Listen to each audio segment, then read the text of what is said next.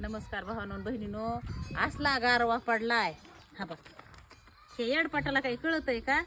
गारवा पडलाय काय झालंय म्हणून सकाळी उन्हाचं बाहेर काढी ती आणि ह्याला माणसाला तिथं माणसांच्या लेकराला जर्की काही काही कुठाने आणि ह्याला काय करावा तुम्हाला सांगते. एक गव्हाचा कट्टा घेतलाय तसला त्याच्या महागाल्या साईडच्या कोपऱ्याला अरे गप की न्यानू गप महागाल्या कोपऱ्याला त्याच्या 2 चिरकाळ्या बांधल्या आणि पुढच्या कोपऱ्याला 2 चिरकाळ्या बांधल्या. त्याला 15 दिवस झालं माझी बांधलंय. तिथे रातचं बी तसंच आहे दिवसभर बी तसंच आहे आणि ह्याला सकाळी तिथं हिता आणावं लागतंय आणि पुन्हा उन्हाचं हे येड आहे बघा. असलं आडमुठ आहे ह्याला काय कळत नाही आणि संध्याकाळी ह्याला तिकडं बांधावं लागतंय कोपऱ्याला. बघा कसं चालत आहे 15 दिवसाचंच आहे. त्याला असली जर्किन घालावं लागतंय. आता माणसांना माणूस घेत आहे जर्किन मारून. आता ह्याच्या जर्किनचा घरीच मी हे केलाय. शिवदादा गप शिवांश गप ना. आपण तेव्हा असला आमचा न्यानू संध्याकाळी इथं बांधतो कुलपाच्या आतून.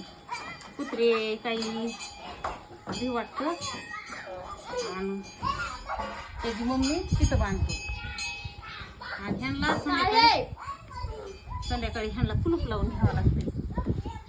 बाकीचे येतोय जरी सुटलं तरी बाहेर बी नाही जावा आणि सुटलं तरी मध्येच राहावं.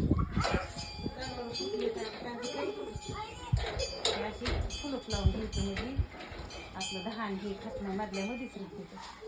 तिथं त्याची मम्मी घेऊ घेतं आणि ह्याला त्याला कसा करतो हे जुगाड केलंय. हे हे हे म्हशीचा हे न्यानो आणि हे शिव असले परेशान करतात. मला लागला टेन्शन कुस्ती खेळायला तिथून द्या नको ह्याला ना शिव दादू उठला घे काटकी ना आणि ह्याला त्याला जेवू दे त्याला भूक लागली. शिव चला आता चला आपल्याला जायचंय तर त्याला देऊन दे. चला आम्ही चाललो कशाने आम्ही चाललो शिवया. त्याला भूक लागली का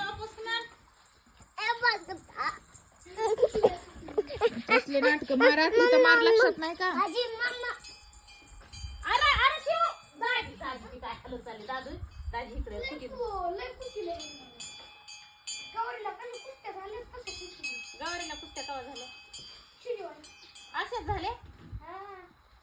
गवारीला न्यायचा की पहिलवान गवारीला कुस्त्या होत्या जणून तसं कुचिलंय त्या माझ्या दाद्याला. इकडे